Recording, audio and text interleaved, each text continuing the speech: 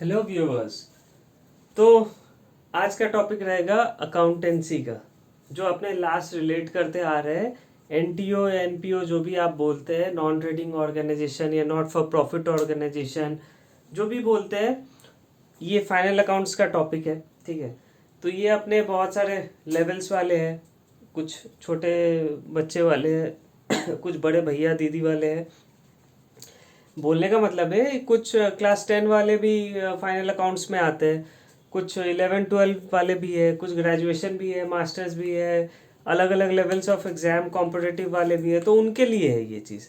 तो अभी तक अपने दो चीज़ सीख चुका है, एक सब्सक्रिप्शन अकाउंट सीख चुका है, एक इनकम एक्सपेंडिचर सीख चुका है। तो आज का बारी है रिसीट्स एंड पेमेंट सीखने का।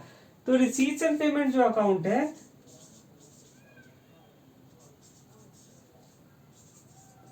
ये अकाउंट आपको ज़्यादा नहीं, हार्डली 5 मिनट्स to 10 मिनट जो भी वीडियो जाए, मैं तो टाइमर नहीं देख रहा हूँ, लेकिन उसके अकॉर्डिंग मैं आपको इस चीज़ को ऐसा सिखा दूंगा जो फिर आपको घूम के वापस कभी भी ये नहीं देखना पड़ेगा कि रिसीट्स एंड पेमेंट अकाउंट बनता कैसे है। ये आप मतलब लाइफ टाइम जब तक आपके वो एजुकेशन आपके अंदर रहेगा ना, या कभी आगे भी कभी अगर ज़रूरत पड़े, तो रेफरेंस आपको ज़्यादा नहीं देखना पड़ेगा। आप इंस्टेंटली समझ जाओगे कि कौन सा रिसीट्स का, रिसीट्स एंड पेमेंट में क्या क्या होना चाहिए, क्या क्या नहीं होना चाहिए, सीधे शब्दों में मिस्टेक्स कम करे हुए। ठीक है, तो अपने को छोड़ो रिसीट्स एंड पेमेंट, कुछ अलग इसमें समझने की कोशिश करते हैं।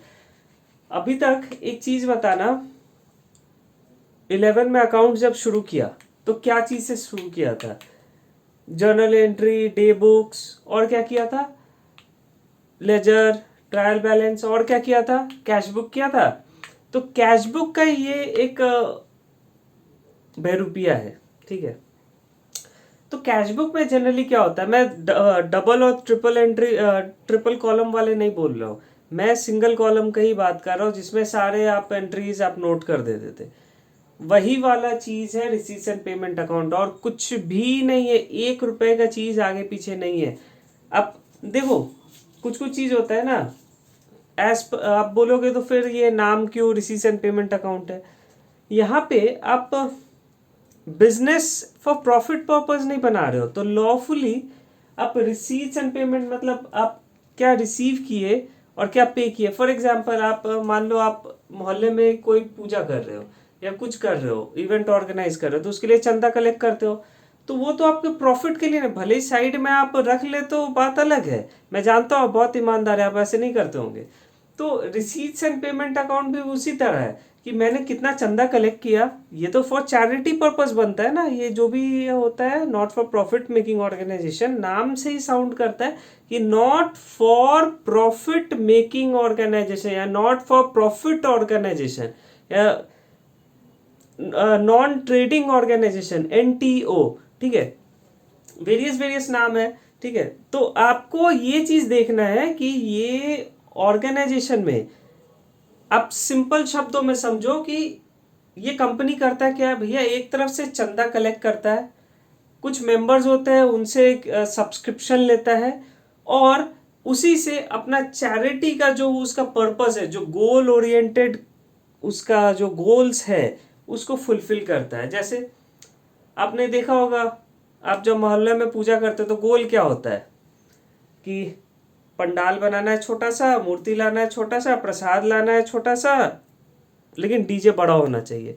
तो इन सब चीज़ों के तो पैसे चाहिए, ये आपके गोल्स हुए ना करने के लिए, तो इसके लिए तो पैसा चाहिए। तो आप चंदा इकट्ठा करोगे, डोनेशंस लोगे, और क्या करोगे, आपके जो वो टीम मेंबर है ना, मेंबर्स, तो उनसे आप सब्सक्रिप्शन के नाम पे मेंबरशिप फंड कुछ भी लोगे ना, कि यार तुम इसका सेक्रेटरी, तेरा नाम पे इतना बिल फाड़ दिया।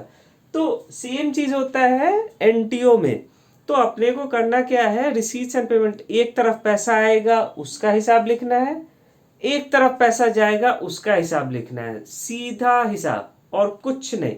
यहाँ पे सब कैश एंट्रीज ही होगा, नॉन कैश एंट्रीज कुछ नहीं। जैसे इनकम एक्सपेंडिचर में नॉन कैश भी आया था, अपना डेप्रिसिएशन वगैरह आया था, यहाँ पे सिर्फ कैश एंट्रीज ही आएंगे, दैट्स इट। पैसा से बात होगा, सीधा बात। वो गुज्जू भाई वाला हिसाब, ठीक है, पैसे वाली बात होगा। सर मारवाड़ी क्यों नहीं बोले? अरे भैया वही बात घुमा फिरा के एक ही आ जाता है, ठीक है। तो अपने कॉलम बनाएंगे, बहुत सारे स्कूल्स में या बहुत टीचर्स पर्टिकुलर पर्टिकुलर लिखवाते हैं, बहुत जगह आप रिसीट्स एंड पेमेंट भी देखोगे, तो आपका जो इच्छा वो लिखो, कोई दिक्कत नहीं है। लेकिन मैं रिकमेंड कर रहा हूं आपको रिसीट्स, अमाउंट। अच्छा, एक चीज ध्यान देने वाली बात है, ठीक है, मैं कुछ स्टूडेंट को जब अभी तो वर्चुअली करा रहा हूँ, जब फिजिकली कराता था तो उनके फॉर्मेट्स में बहुत दिक्कतें थी। आप फॉर्मेट्स पे ध्यान देना, ठीक है। अभी तो मैं आपको बता नहीं पा रहा हूँ इधर, लेकिन जो मैं ड्रॉ कर रहा हूँ इस पे ध्यान देना, ठीक है, स्पेशली उस पे, क्योंकि आपका फॉर्मेट पे ही नंबर एक्चुअल में कटता है या बढ़ता है या बैलेंस होता है, ठीक है। आप थोड़ा सा भी मिस्टेक करोगे फॉर्मेट में, आपका पूरा नंबर हो सकता है खत्म। जैसे कि मैं एग्जांपल दे रहा हूँ, ये डेबिट है ना इस साइड, अब यहाँ पे क्रेडिट लिख दो और यहाँ डेबिट लिख दो, पूरा सम गलत आपका हो जाएगा, पूरा सम। भले आप एंट्री आप सही पोस्टिंग करो, क्यों? इसके पीछे का लॉजिक है ना भैया, ये डेबिट क्रेडिट आपका एक जर्नल एंट्री डिराइव करता है। कैसे डिराइव होता है आगे सीखेंगे, ठीक है, या इसी में मैं एक लाइट परव्यू दे दूंगा, आप आ जाओ देखो पहले। Debit credit receipts and payment account ऊपर ही लिख दिया। अच्छा, और एक चीज आपको ध्यान देने वाली बात है कि अमाउंट का कॉलम जब भी लिखना है ना, तो क्वेश्चन में देख लेना करेंसी किस वैल्यू में है, डॉलर में है, येन में है, जो भी है, भगवान जाने दुनिया भर का करेंसी है। अपने उतना पढ़ा लिखा है नहीं भाई, छोटा मोटा पढ़ाई की है, ठीक है।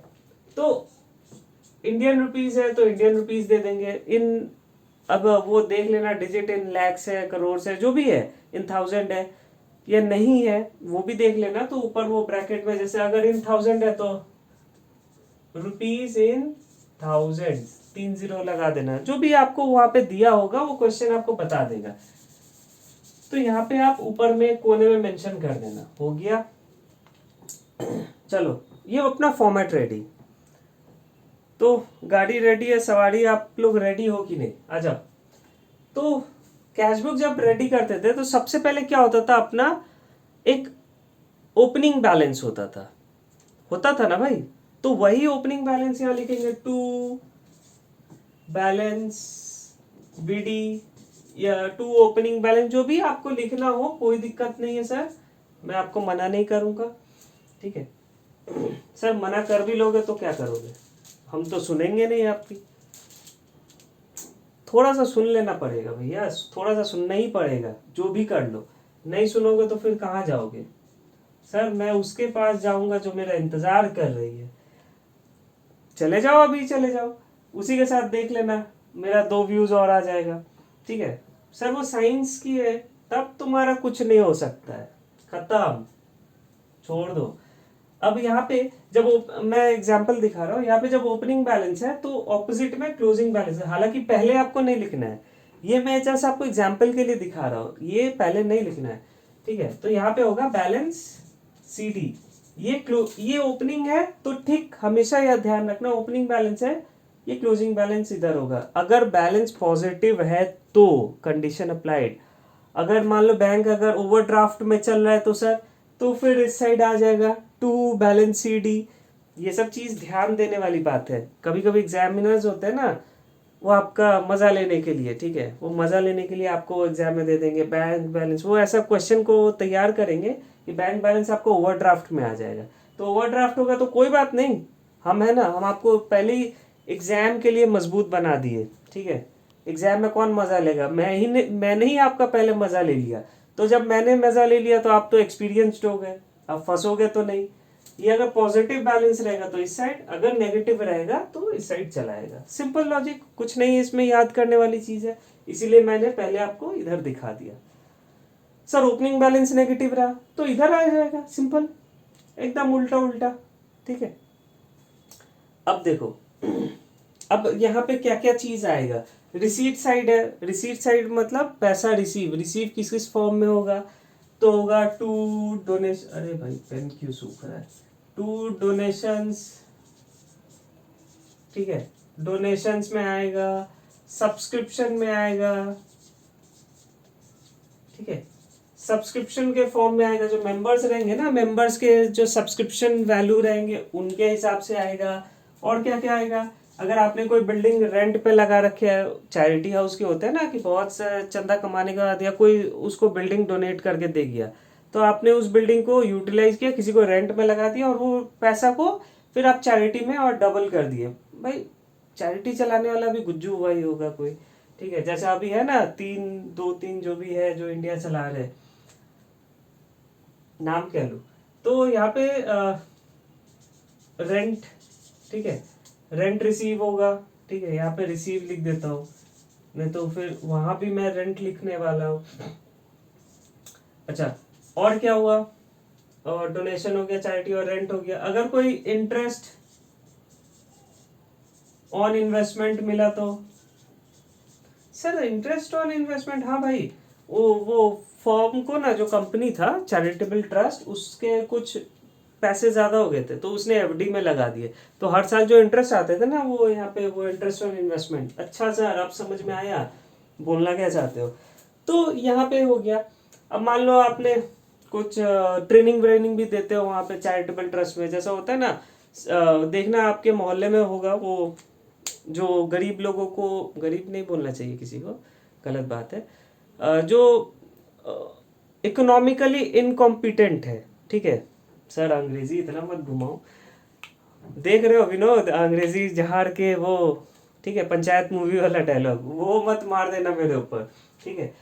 तो जो इकोनॉमिकली स्ट्रांग नहीं है तो उनके लिए कुछ कुछ चैरिटेबल इंस्टीट्यूशन, जैसे लेडीज लोग के लिए वो क्या बोलता है, वो सिलाई वगैरह का जो ट्रेनिंग क्लासेस बनाते हैं, तो वो लोग फीस उनसे चार्ज करते हैं नॉमिनल सा, ताकि उनका इंटरेस्ट बढ़े। देखो कोई भी चीज़ जब तक फ्री में सीखोगे ना इंटरेस्ट नहीं आएगा। आज मैं हो सकता हूँ मैं ऐसे करा रहा हूँ, आपको इंटरेस्ट नहीं आएगा, भले ही मैं जितना भी डेडिकेशन दे दो आपको इंटरेस्ट नहीं आएगा।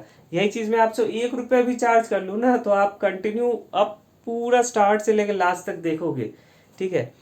तो ये यहाँ पे ये फंड आ जाता है, तो हो सकता है एक ट्रेनिंग फीस लेता है, ये तो एग्जाम्पल था भैया, आप तो बहुत सिंसियर हो, ठीक है, आप बहुत सिंसियर हो, हर चीज़ को डीपली देखते हो, ठीक है। ट्रेनिंग फी अगर कुछ ले रहा है तो वो भी एक कलेक्शन हुआ उसका, ठीक है। अब पेमेंट साइड आ जाते हैं, देखो रिसीट्स अगर पॉइंट्स बनाने गए तब तो हजारों लाखों पॉइंट्स तैयार हो जाएंगे, मैं घुमा घुमा के उसी चीज़ को लिख दूंगा, कोई फायदा नहीं है। जैसा हाँ एक और पॉइंट आ सकता है कि मैंने कुछ एसेट बेचे, पुराने हो गए थे, पुराने कुर्सी टेबल जो थे फर्म के तो वो बेकार हो गए थे, तो मैंने उसे बेचा तो स्क्रैप से कुछ पैसा आया, तो वो भी यहाँ पे आ जाएगा, ठीक है। आने को बहुत कुछ आ सकता है, ऐसा नहीं है कि इतने में ही लिमिटेड है। फिर उसके बाद अब मान लो मैं पेमेंट्स कहाँ कहाँ करूँगा, अगर कोई स्टाफ सैलरी है तो सर स्टाफ का बड़ा ध्यान रखते हैं। अरे भैया उन्हीं से तो बिजनेस चलता है, अगर उन्हें रिजेक्ट कर दिए तो कैसे चलेगा, वो भी तो कुछ आशा लेके आते हैं। हाँ सर बढ़िया। और अगर कोई ऑनरेरियम दे रहे हैं, सर ये नाम बहुत घुमावदार होता है, ऑनरेरियम टू डॉक्टर्स लिख देते हैं, चलो आपके यहाँ कोई डॉक्टर आया था विजिटिंग में तो उसको आपने ऑनरेरियम, उनको सैलरी नहीं दिया गया, उनको एक ऑनरेरियम दिया जाता है, ठीक है।